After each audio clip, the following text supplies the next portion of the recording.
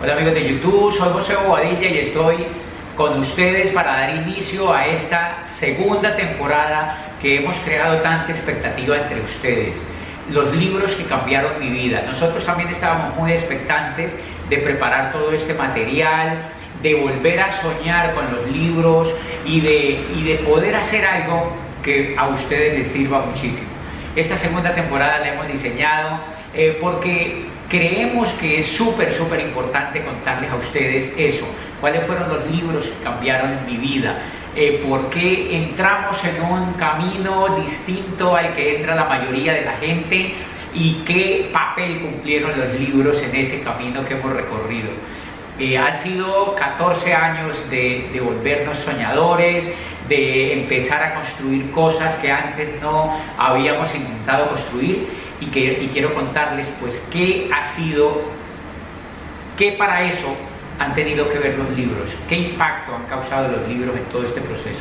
De eso se va a tratar esta segunda temporada. Pero antes de que entremos en materia sobre los libros que cambiaron mi vida, sobre el contenido de este material tan increíble, pues yo les quiero decir a todos, a los niños que están viendo este canal, porque yo sé que hay muchos niños que están viendo estas producciones, yo sé que hay muchos padres ahí en el canal de YouTube que instan a sus hijos para que vean este material, porque en muchísimos países del mundo donde voy, se me acercan niños, se me acercan padres con sus niños y diciéndome pues que ellos ven el canal y que ellos escuchan nuestros audios que están por todas las redes y que ven los videos que aquí se suben.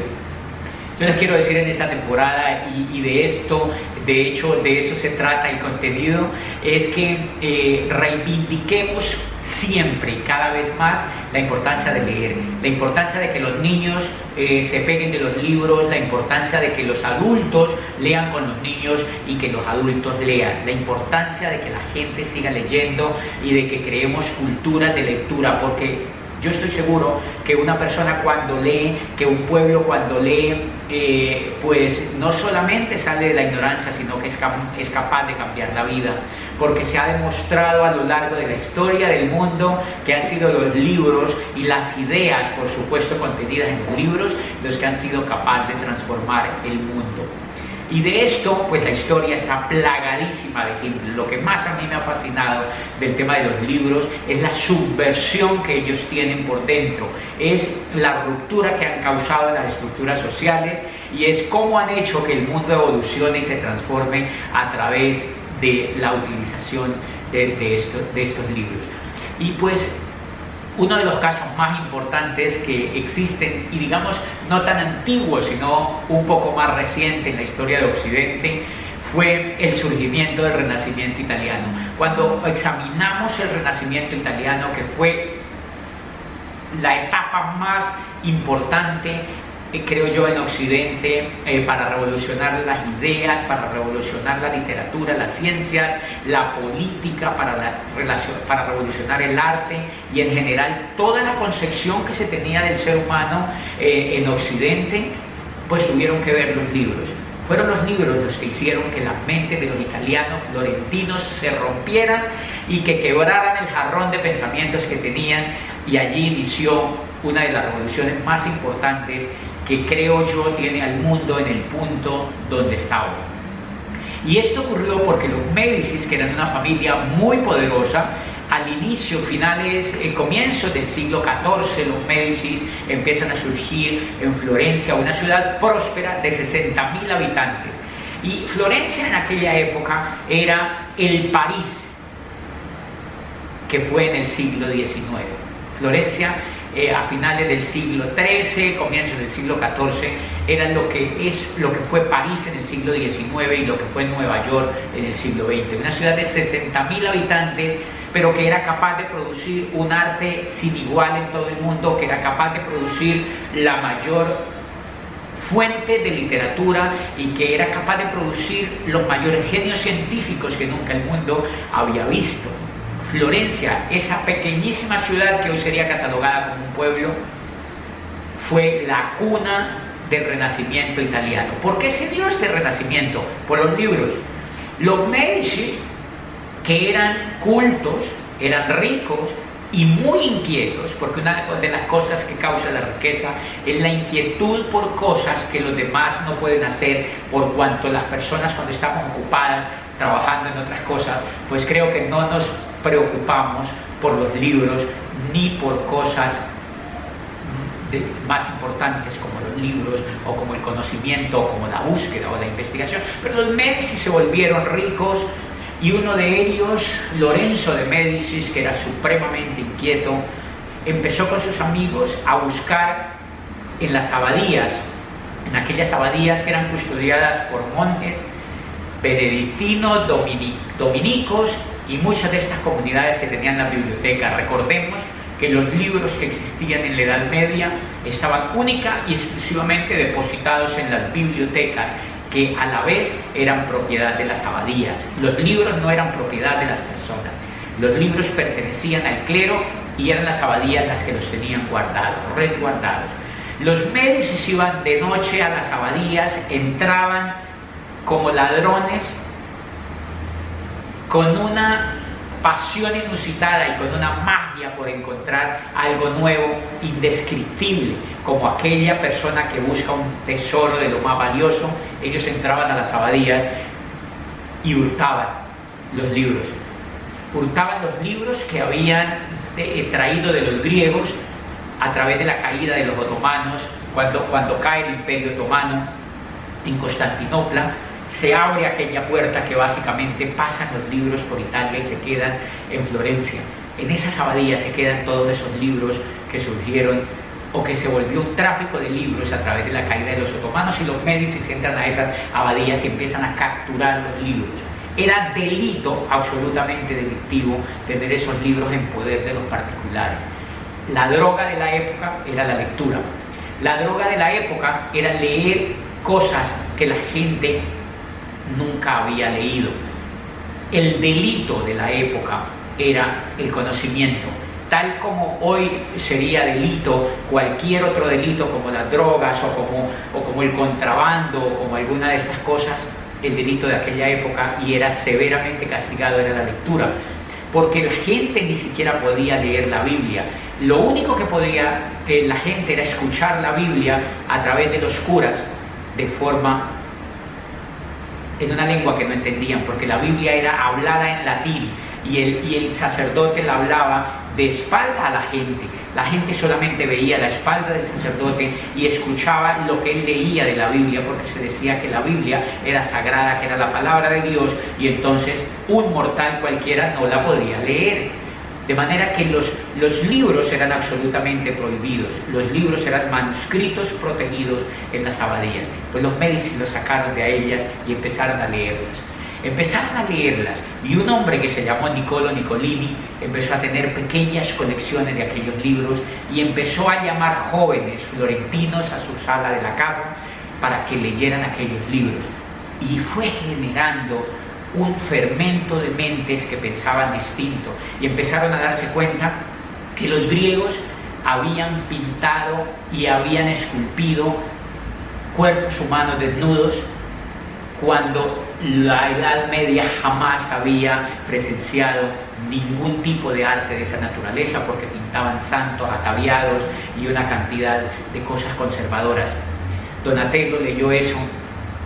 Donatello vio cómo los griegos hacían esculturas del ser humano, como el ser humano era el centro, había sido el centro del arte griego, y Donatello se lanza cuando en la sociedad de los armeros le piden que pinte, que esculpa la escultura de su santo patrono San Jorge, y Donatello esculpe esa gran escultura y la hace con una sensualidad increíble, donde deja ver parte de su cuerpo, y es la primera escultura que se hace en tamaño real después de los griegos.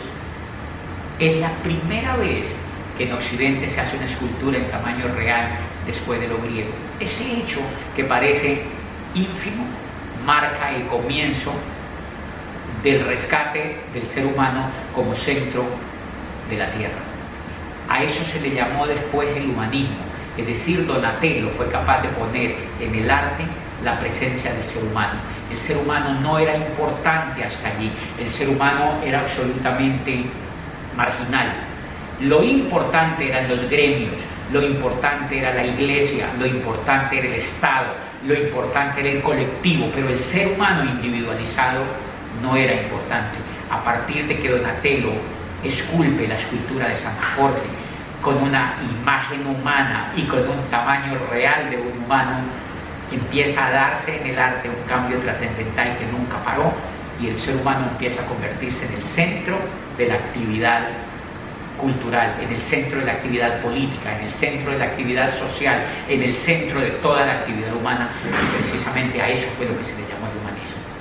Los Médicis rescataron los libros, y al rescatar los libros de los Médicis empezaron a compartir con los demás, a hacer pequeñas tertulias sobre las ideas que se contenían allí en los libros, y empezaron a leer lo que Aristóteles pensaba, lo que Platón había escrito de Sócrates y lo que muchísimos pensadores italianos pensaban sobre el mundo, sobre el arte, sobre el hombre, sobre la política, sobre todas las facetas de la vida del hombre.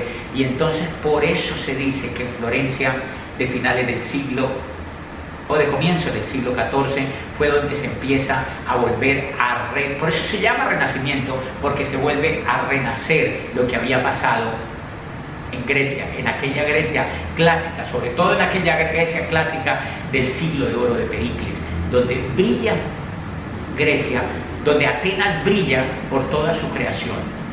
Esos libros, 15, 17 siglos después, casi 3.000 años después, son otra vez descubiertos nuevamente y son leídos y cambian el mundo. El poder de cambiar el mundo, el poder de cambiar el mundo está en los libros, el poder de cambiar el mundo está en los libros.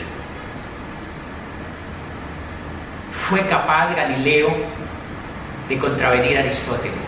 Aquel humilde profesor de la Universidad de Pisa fue capaz de enfrentarse a sus alumnos y decirles: Aristóteles está equivocado, porque había leído a Aristóteles y había leído aquella teoría sobre la caída de los cuerpos, y Galileo no estaba contento con esa teoría y contradijo a su maestro. Eso fue trascendental para la ciencia. Galileo se convierte en un científico y le demuestra al mundo que la Tierra no era el centro del universo. Le demuestra al mundo que la Tierra era un granito de arena girando en la gran estela del universo.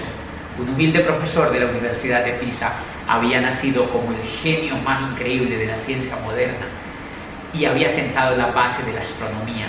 Galileo es el científico de la modernidad. Galileo es el científico de la ciencia moderna. Fue gracias a los libros que los Médicis habían desenterrado y a esa gran atmósfera de lectura que se creó en Florencia.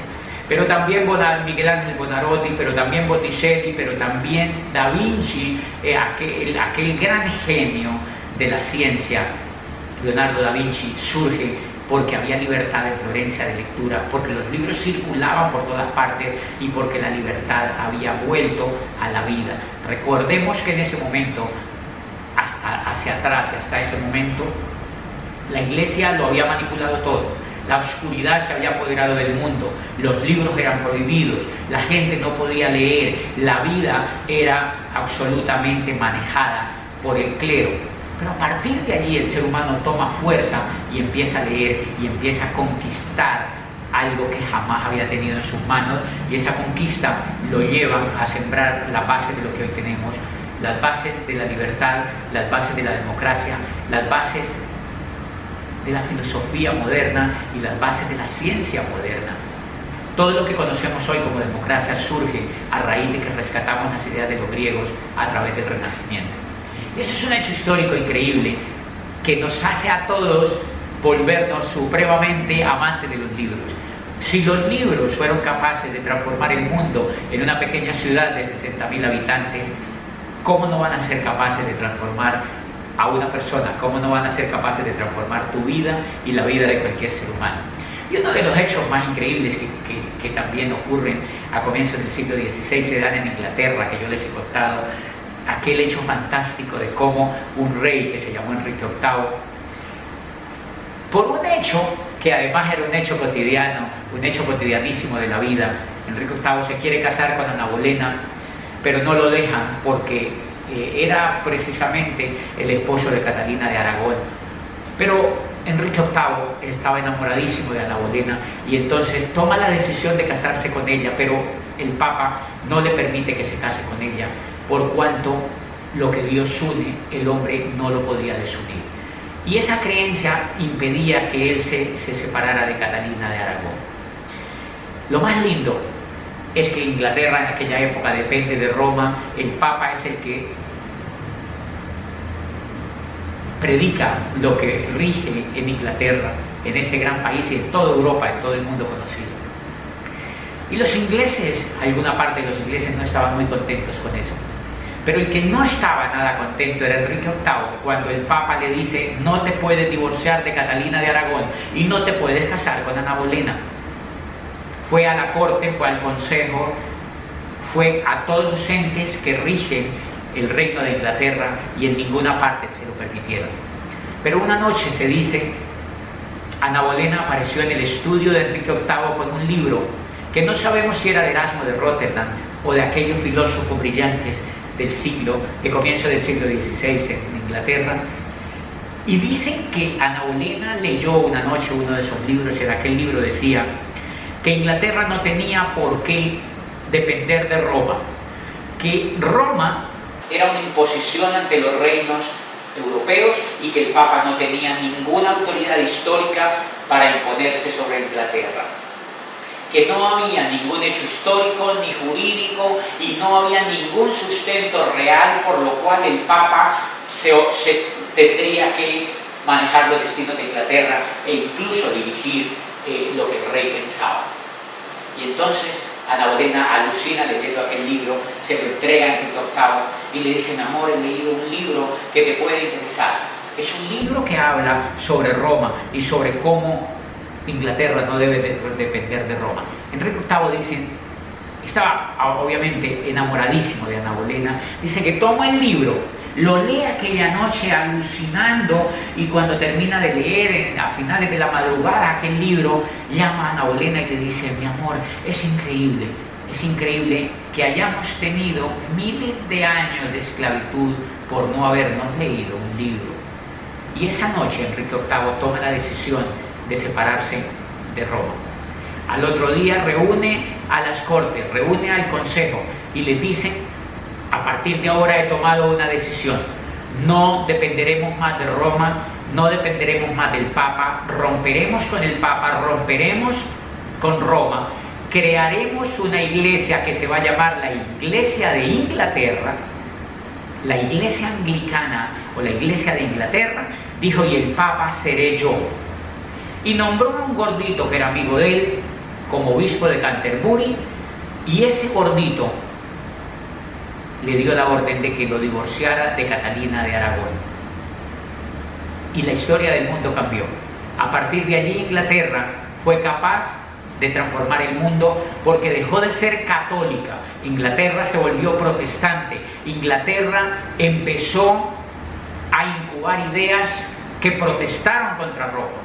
Y eso cambió el mundo porque entonces después, con la aparición de Lutero, Martín Lutero ebulle después en la historia, se rebela también contra Roma, aquel monje dominico que no tenía ningún poder, también se rebela contra Roma por los desfases que tenían los papas de aquella época, agarra la Biblia que Roma imponía, la traduce al alemán, por primera vez la traducen al alemán, y Gutenberg, que apenas había hecho la invención de la imprenta, imprime aquella Biblia protestante. ¿Por qué se llama protestante? Porque protestaba contra lo que Roma enseñaba. Y en aquella Biblia, por primera vez se imprime una Biblia bajo la imprenta de Gutenberg, y esa Biblia se distribuye por todo el mundo conocido. Y por primera vez el hombre es capaz de leer la Biblia en lugar de escucharla en latín a espaldas del cura. Por primera vez la gente es capaz de leer la Biblia directamente, pero esa Biblia que imprime Lutero se le hicieron algunos cambios. Uno de los cambios que le hicieron es que en la Biblia católica católica conservadora decía que el reino de los cielos estaba hecho de los pobres y que era más fácil que un camello pasara por el ojo de una aguja a que un rico se salvara. Pues Lutero, se dice que en la traducción de aquella Biblia alemana, parece que obviaron ese pedacito y dijeron que Dios se enorgullecía de los ricos y que los ricos hacían parte del plan de Dios y que Dios se alegraba porque la gente se hiciera rica. Y se cambiaron una cantidad de conceptos porque Lutero descubrió que la Biblia había sido manipulada a través de la historia y que la Biblia había sido escrita por hombres, que la Biblia era un compendio de literatura de muchísimos tiempos y que si la Biblia había sido reformada durante todos los tiempos y manipulada por quienes tenían el poder, pues ahora que ellos la imprimían y la traducían, también tenían derecho a meter el pensamiento en la cual ellos creían. Y uno de los grandes pensamientos que metieron en esa Biblia es precisamente eso. Pues miren la importancia y el poder de los libros. Los alemanes, los suizos y todo el norte de Europa leyó aquella Biblia, incluido Inglaterra. Si ustedes observan, el norte de Europa es la gente más rica de Europa. El sur de Europa es la gente más pobre, España, Portugal, y todo el sur de Europa es la gente más pobre, la gente católica, la gente educada con aquella Biblia vieja, con valores conservadores. La gente rica de Europa se educó con valores agresivos, con valores distintos, con valores de abundancia, con valores de prosperidad y con valores de riqueza. Pero lo más increíble es que los ingleses, cuando vienen a Estados Unidos y aquellos pueblos europeos que irrumpen en América del Norte y que entran por aquella Nueva Holanda, por aquel Manhattan donde irrumpe la primera embarcación y llegan a América, llegan con las ideas de aquella Biblia traducida por Gutenberg, donde se dice que Dios se alegra de los ricos y que los ricos hacen parte del plan de Dios. Y entonces pues ahí tenemos el gran aporte que Europa del Norte le hace a América del Norte. Paradójicamente, en América del Sur llegan a la isla del Español, a Colón, con un poco ladrones en un barco, y esos vienen enviados por los reyes católicos. No solamente vienen enviados por ellos, sino que vienen financiados por sus joyas, pero traen debajo del brazo. Colón era un santo, era un piadoso, Colón era un fanático, Colón era un creyente, Colón creía que él venía a evangelizar. Por supuesto traen la Biblia debajo del brazo, pero aquella Biblia que traen debajo del brazo era la Biblia vieja, la Biblia conservadora, la Biblia en latín, la Biblia que no había evolucionado y donde decía que era más fácil que un camello pasara por el ojo de una aguja a que un rico se salvara. Y allí tenemos la gran diferencia: América del Norte rica, históricamente rica, pudiente, pujante y creativa, y América del Sur pobre, 500 millones de pobres viviendo juntos. El poder de un libro, nuevamente el poder de un libro. Por eso es tan importante los libros, y es tan importante no solamente leer un libro, sino leer muchos libros para que el pensamiento se pula.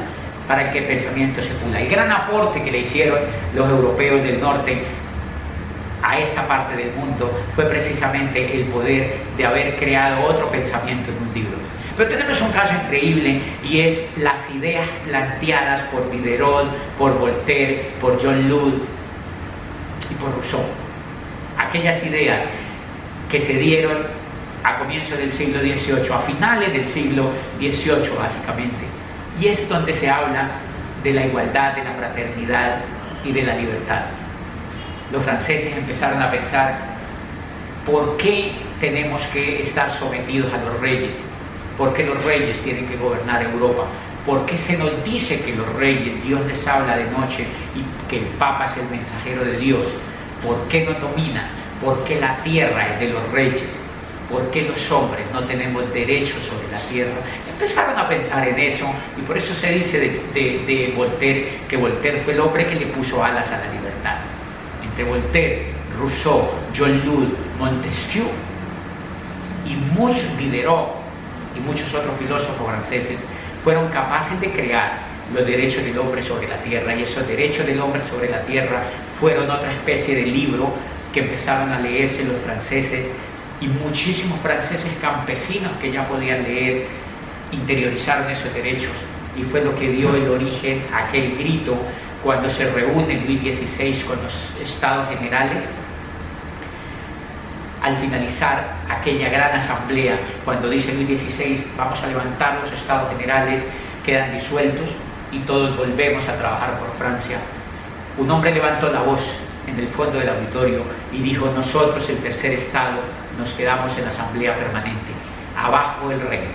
Y ese abajo el rey lo dijeron por el coraje que habían sacado de aquellos panfletos que los filósofos habían escrito, de aquellos libros que los filósofos habían escrito, y eso les dio el coraje para gritar en aquel auditorio: abajo el rey. Y esa frase de los franceses, abajo el rey, estaba dando origen a la revolución más increíble, a la vez violenta y sangrienta que haya tenido en la historia de Occidente, pero que a la vez cambió el mundo y que solamente fue capaz de finalizar y de consolidarse con el golpe de Estado que Napoleón Bonaparte dio a finales del siglo XVIII y que se llamó la Revolución Francesa.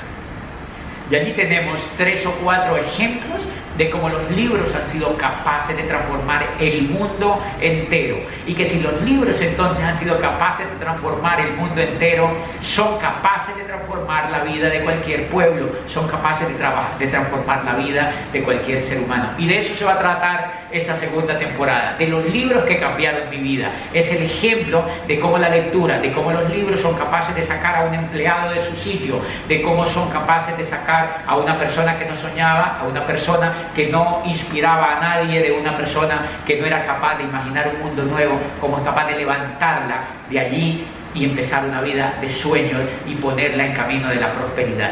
O sea que va a estar maravillosa esta segunda temporada, los libros que cambiaron mi vida. De eso se trata. Si los libros son capaces de cambiar la historia del mundo, son capaces de cambiar tu vida. José Bobadilla Campus Virtual. Suscríbete.